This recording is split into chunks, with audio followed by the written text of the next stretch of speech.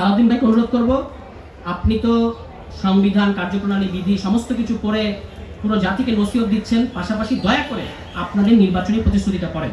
আপনারা সংশোধনী কমিটি দেখাবেন না, সেটা হচ্ছে সংশোধনী কমিটি। যদি সংশোধনী কমিটি করেন, সংসদের ভেতরে করেন, কিন্তু আপনার 31 নম্বর দফার 1 নম্বর দফা সংবিধান সংস্কার কমিশন, এই জিনিসটা বাস্তবায়ন করতে হবে। নাহলে আপনারা কি এটা কোথা থেকে লিখে আনছেন?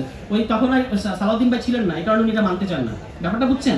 যখন 31 দফাটা তারা প্রণয়ন করে তখন কিন্তু সালাউদ্দিন ভাই ছিলেন না। এখন উনি এসে দেখছেন, আরে আমার তো কিছু থাকলো না, তাহলে এখন আর সংস্কার শব্দটাকে ইয়ে করতে হবে। উনি বলছেন যে সংস্কার বলতে কিছু হয় না, সংবিধান সংশোধনী করা যায়। তো সংস্কার বলতে কিছু হয় না, যখন আপনারা দেখলেন না আপনাদের পুরো পাতায় পাতায় রাষ্ট্র সংস্কার, সংবিধান সংস্কার লেখা, এটা খেয়াল করেন নাই?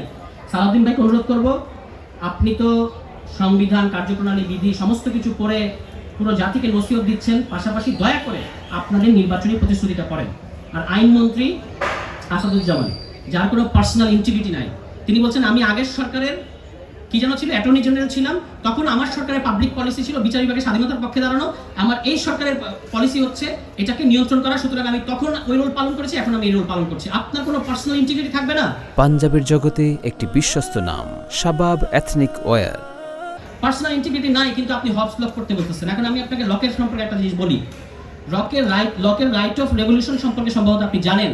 সেখানে বলেছে কোন শাসক যদি জনগণের সাথে সামাজিক চুক্তি ভঙ্গ করে, তাকে গণতান্ত্রিক পদ্ধতিতে গণ অভ্যুত্থানের মধ্য দিয়ে তার পতন ঘটানো, এটা জনগণের শুধু অধিকার না, জনগণের কর্তব্য। আপনি যেহেতু লক করেছেন, করছেন কিনা আমি জানি না, আমার ধারণা আপনি করেন নাই, তবু বলতেছি যে লক যদি করেন, এটা কিন্তু লকের প্রধান থিসিস।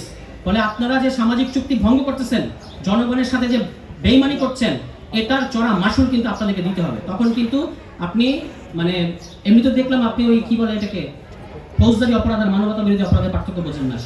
সেই 30 বছর আপনি কোর্টে প্র্যাকটিস করছেন, ফৌজদারি অপরাধ আর মানবতা বিরোধী অপরাধের পার্থক্য বোঝেন না। আপনি আবারও ফার্স্ট ইয়ার এসে ভর্তি হন ঢাকা ইউনিভার্সিটির ল ডিপার্টমেন্টে, ফার্স্ট ইয়ার এসে আবারও ভর্তি হন। আপনাকে ফৌজদারি অপরাধ এবং মানবতা বিরোধী অপরাধের পার্থক্য শেখানো, এটা ঢাকা বিশ্ববিদ্যালয়ের অধ্যাপকদের দায়িত্ব হবে। সবাই ভালো থাকবেন। আসসালামু আলাইকুম।